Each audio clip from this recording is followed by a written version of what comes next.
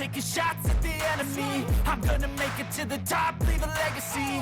If I got something to say, you better let me speak. Turn it up a new degree, bitch, you ain't seen anything. I pop off with the new rock, electronic, blow the sonic roof up. I'm too honest when I take a few shots. They're too toxic, need to take the noose off. And you cannot save me, 'cause I don't need saving. It's everything I've been chasing. All here for Welcome to No Control RC. Now, if you didn't catch the video on the updated SCX24 Jeep, you can check that out here. It's a really good upgrade over the older school SCX24. Performance-wise, this really outshines this with some key upgrades. But that got me thinking, well, how much can we upgrade this? And in that time, Brandon comes to me and says, hey, I'm going to build a competition 24 scale crawler. If you don't know who Brandon is, this is Brandon. We do the channel together. He's not here today. I'm actually home with COVID. So I figured, get on Amazon, and I'm going to see how good I can make this, just adding $100 in parts. Can't go over 100, so I had to be very selective on what I was going to use. Brandon's going to build some competition crawler that's going to cost way more, so I'm going to see if I can make this at least keep up with just $100. Now, I did get the parts ordered the other day, so they're all here. So I have tires, a whole brass kit, upgraded motor, got longer shocks, and new wheels. Now we'll go over what all these pieces are. We'll say all together, everything was like $98, so I stayed just under that mark. We're going to try to make this a beast for under $100. Now, I'm going to say we'll just get right into putting the parts on it, and then we'll go over what they all are. So, now, as you can see, the truck's all together. Now, we'll start right at the wheels and tires. We did Endura, Swamp Claw. These are the 1.0 tires. These are the S5 Super Sticky Compound, and they are grippy. I did not use tire foams in them at the moment. Maybe that's something we'll upgrade to after, but for the right now, no tire foams, no inserts, wasn't in the budget.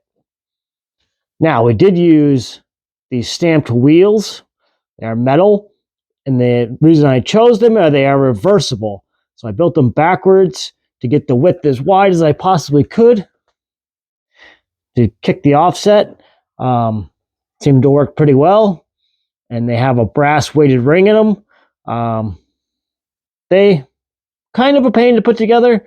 You got to take your time and just make sure everything's lined up perfect. And after that, you're good to go. Now, you switch out the small motor for the Endura 0.50 66 turn motor.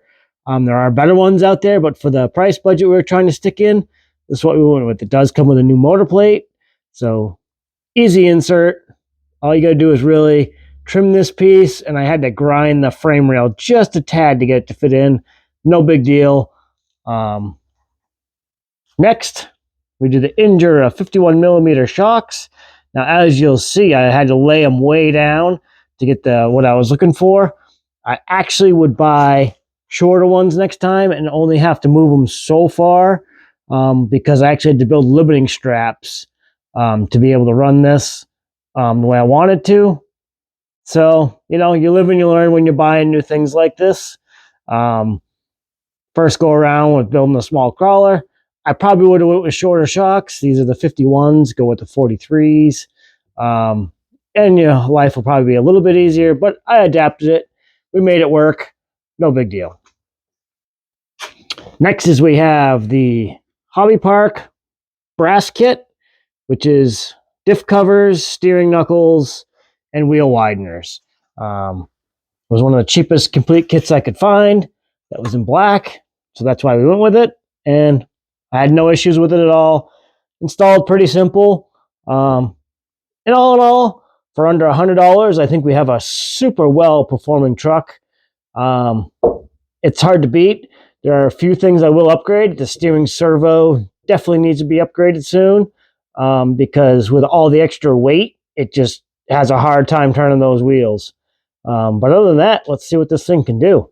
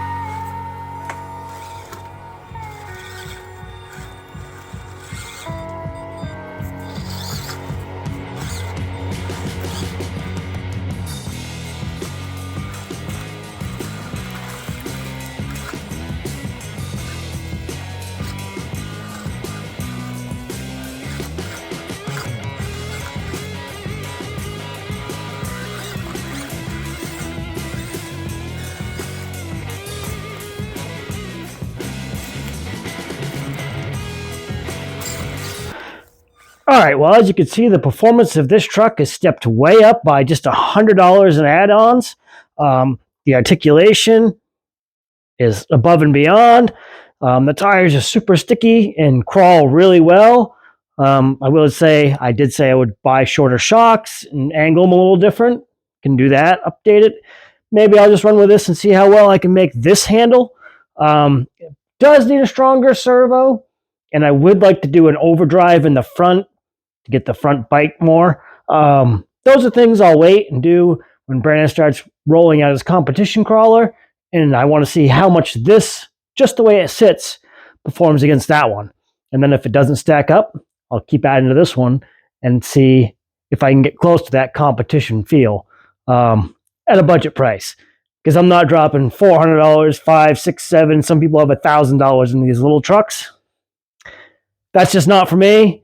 I don't mind dropping a couple hundred in them, but I get why people do it. It's just I'm not going to competitions and crawl and do all that stuff, mainly because I don't have time and we don't really have a club local that does it. If we did, I might be able to find time, but as of right now, my time's pretty tied up at work.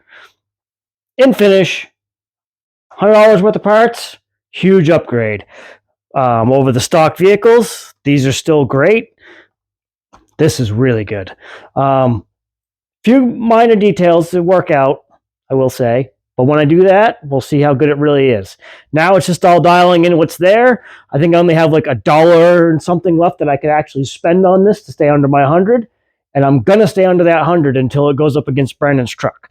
So, as always, thanks for watching. Please like and subscribe. It really helps the channel. There's links below to all the parts I bought, where I got them. So you can see for yourself, hey, that's all he spent. So, thanks for watching.